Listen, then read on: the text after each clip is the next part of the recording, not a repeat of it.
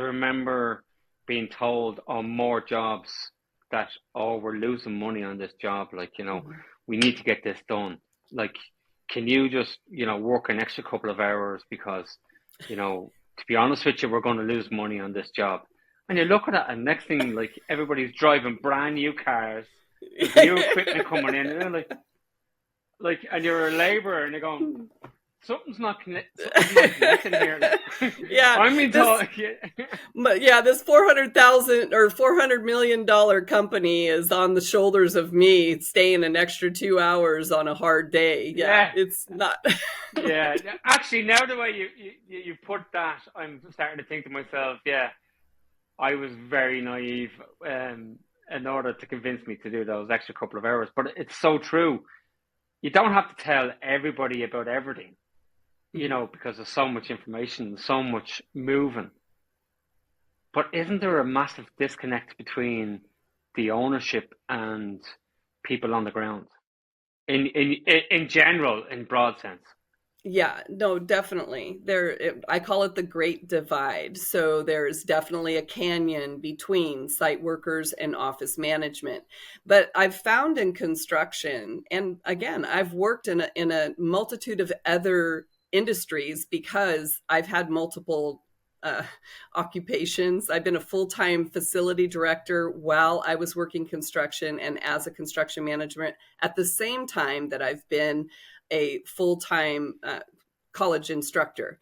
And so at each of these different levels in construction, there is some distance that needs to be considered. And the way that I like to be able to explain this to people is we are all, no matter where we're at, even if you're in that entry level, we're 2 steps ahead or 2 steps behind someone else.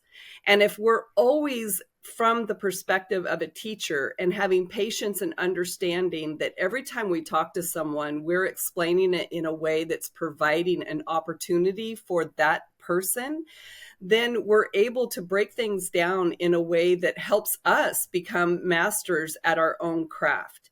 And so when we're looking at doing something like that, then even the distance or break between a superintendent and a laborer can come closer together. It does push up against that boundary of friendship that sometimes is really hard when a superintendent has to let someone go because it is a business. And this is where we need to be able to recognize the difference between an experience and what's going on and emotion, and how our personal perceptions and the way we were raised and the culture we grew up in and everything that impacted us is developing an emotional response to this specific experience that's happening.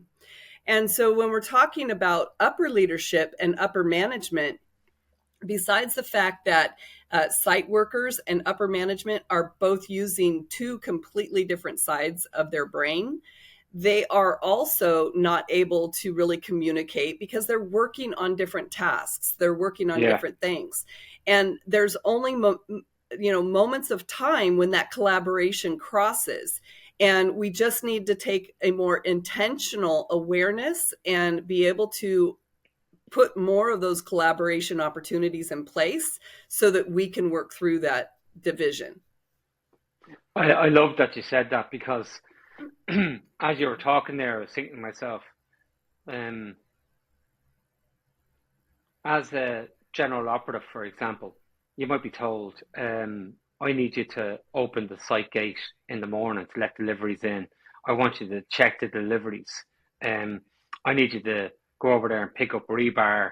I need you to go down and get lunch for all the workers or whatever it is.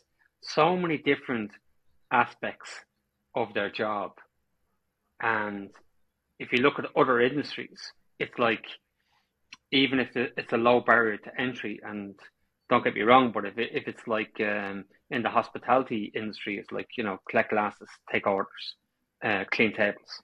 It's very clear, very concise, very methodical, very structured. Construction's not like that. But but even in that example, none of it can the completion of the project cannot happen without all of that happening. So that person that needs to recognize how absolutely important they are to the entire Yeah, process. but they're treated as though they're at the bottom level.